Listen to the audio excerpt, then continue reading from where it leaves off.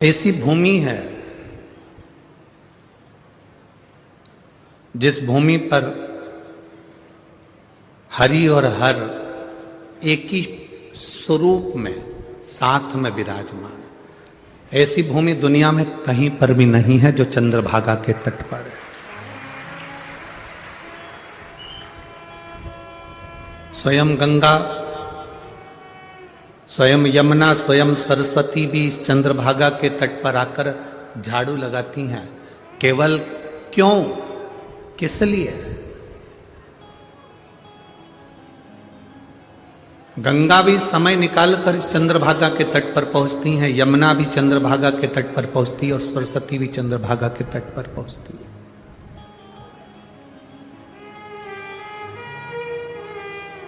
एक बार गंगा जी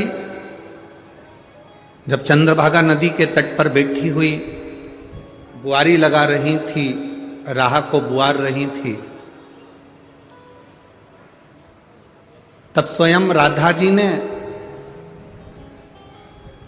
गंगा जी से बात करी थी। आज भी पंढरपुर के हरि विठ्ठल के मंदिर में राधा जी का मंदिर है। आप लोगों ने दर्शन किए? जम के तो बोलो जरा, करें। पंढरपुर में हरि विठ्ठल जी के मंदिर में राधा जी का मंदिर है।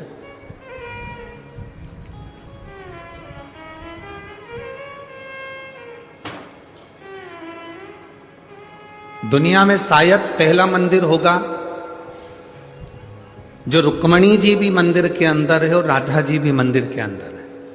शायद दुनिया में पहला मंदिर है जहां रुक्मणी भी है और राधा भी है।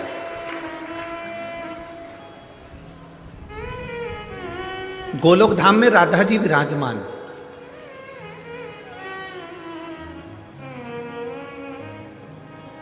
भगवान कृष्ण के साथ में राधा जी बैठी हुई है। राधा जी ने देखा रोज गंगा मैया जाती है चंद्रभागा नदी के तट पर जाकर बुआरी काटती है, झाड़ू लगाती है। अब गंगा जी को रोज झाड़ू लगाते लगाते देखना तो राधा जी के मन में थोड़ी उत्सुकता जागी। आप में से कई लोग ऐसे होंगे जिनके मन में उत्सुकता होगी, आखिर ये सियोर वाला महाराज कथा करने जाता है, लोग इतनी संख्या में पहुंचते हैं, आखिर कथा में ऐसा है क्या? आधे तो कथा सुनने आए होंगे और आधे ये देखने के लिए आए होंगे कि आखिर कथा में क्या है।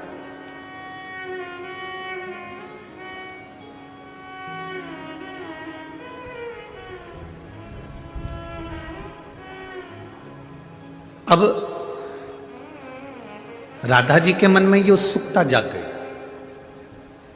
कि जिन गंगा जी के चरणों में सारे देवता जाते हैं, जिन गंगा जी के जल में संपूर्ण पाप धुल जाते हैं, जिस गंगा जी के जल में जाने के बाद पापी भी निर्मल हो जाता है, जिस गंगा जी के जल में पाप कर्म छूट जाता है, वो गंगा मैया चंद्रभागा के तट पर झाड़ू लगा रही, बुआरी लगा रही।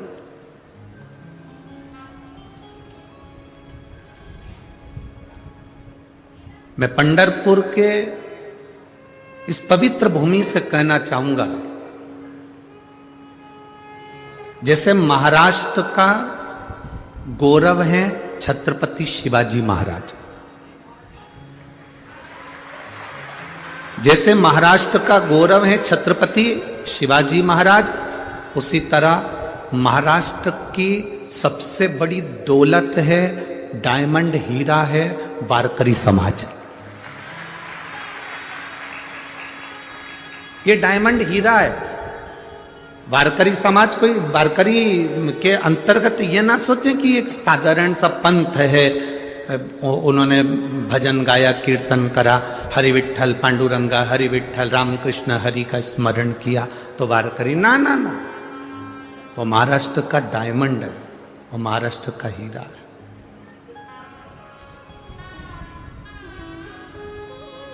क्या मिला? अब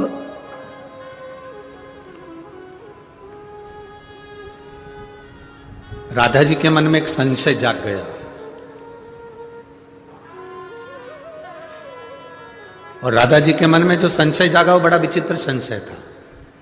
कि जिन गंगा जी के पास जाकर पापियों के पाप धुल जाते हैं, जिन गंगा जी के पास जाकर लोग अब स्नान कर कर पाप धो बैठते हैं, वो गंगा चंद्रभागा के तट पर।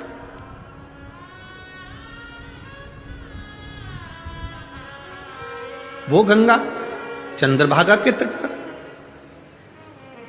अब राधा जी के मन में बेचैनी होने लगी।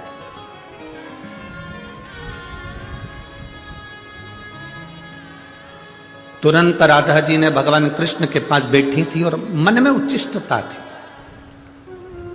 कभी कभी पति पत्नी साथ में रहते हैं, सोफे पर बैठे रहते हैं, दोनों साथ में घूम रहे हैं, बैठे हैं, चल रहे हैं, फिर रहे हैं, पर कभी कभी ऐसा होता है कि पत्नी पति से कह देती है, तुम्हारा ध्यान कहां है? दोनों साथ बैठे हैं, बात कर रहे हैं, बैठे बैठे चर्चा कर रहे हैं, इसके बाद भी पत्नी पति से कह देती है, तुम्हारा ध्यान कहां है? क्यों?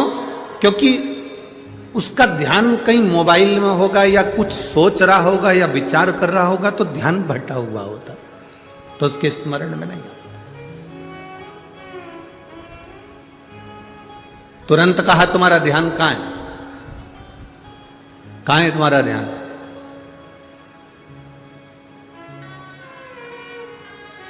उसी तरह भगवान कृष्ण राधा जी के पास में बैठे हैं और भगवान कृष्ण राधा जी से कह रहे हैं, राधा तो 3 दिन से मेरे साथ में है, राधा तो 3 दिवस से मेरे साथ में है, पर एक बात मैं तुझसे कहना चाहता हूं राधा, तेरा ध्यान मेरे साथ में नहीं है।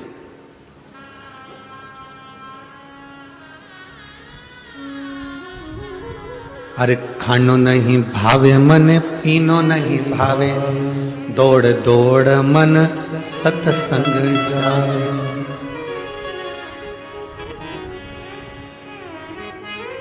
तेरा ध्यान कहां है राधा? तेरा चित्त कहां है? राधा जी कहती हैं, प्रभु बस पूछो मती कि मेरा ध्यान कहां पर है। भगवान कृष्ण कहते हैं, मेरे करीब में रहने के बाद भी अगर तेरा ध्यान मेरे में नहीं है और दूसरे में लगा हुआ है, तो ये श्रेष्ठता थोड़ी ना। पंढरपुर की पवित्र भूमि पर आने के बाद, आप शिव महापुराण की कथा में आने के बाद, यदि आपका मन इस पवित्र कथा में नहीं लग पाया, इस पवित्र कथा में आपका चित्त नहीं लग पाया, तो समझ लेना कि इतनी दूर आने के बाद स्वयं कैलाशपति जिस भूमि पर आकर हरि विठ्ठल के सिर पर बैठ गए थे, प्रथम वारकरी कहलाए थे, ऐसी पवित्र भूमि पर कथा सुनने के बाद अगर आप पंढरीनाथ के दिल से नहीं बैठ पाए या दिल से नहीं जुड़ पाए, तो तुम्हारा जीवन बेकार।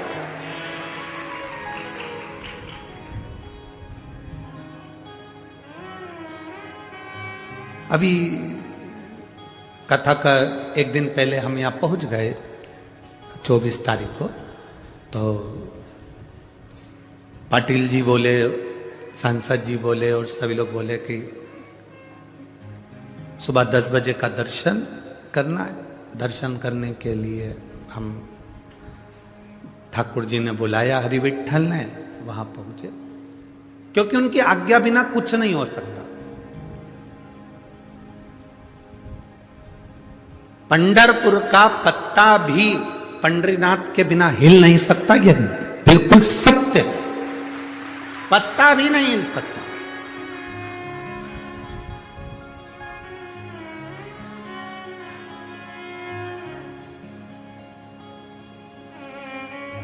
जगत गुरु श्रीमद वल्लभाचार्य जी जो ठान कर बैठे थे कि मैं शादी नहीं करूंगा, जगत गुरु श्रीमद वल्लभाचार्य जी जो ठान कर बैठे थे मैं विवाह नहीं करूंगा, उनको विवाह करने की आज्ञा श्री हरि विठ्ठल ने दी थी। जाओ शादी करो, विवाह करो, परिवार बढ़ाओ।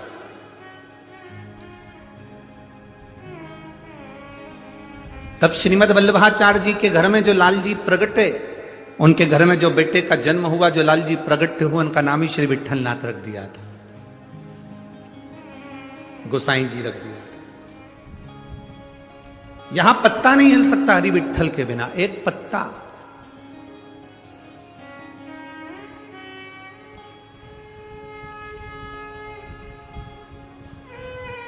ठाकुर जी ने आज्ञा करी, पाटिल जी कहे कि सुबह 10 बजे का दर्शन करने गए और ठाकुर जी का दर्शन किया। खूब सुंदर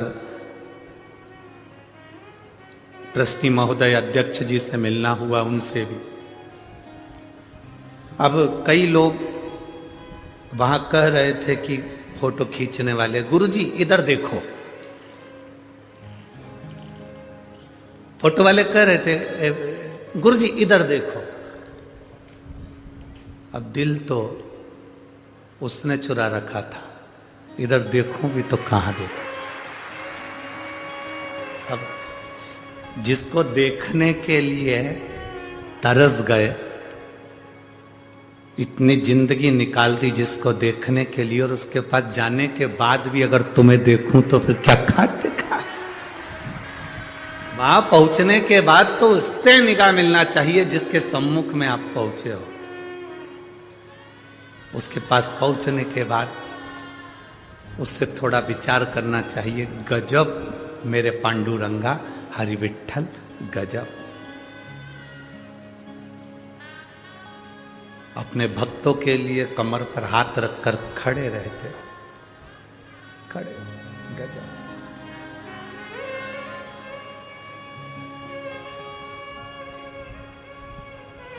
हमने, हमारे वो माननीय ट्रस्टी महोदय ने कहा, पाटिल जी ने भी कहा कि यहाँ सिर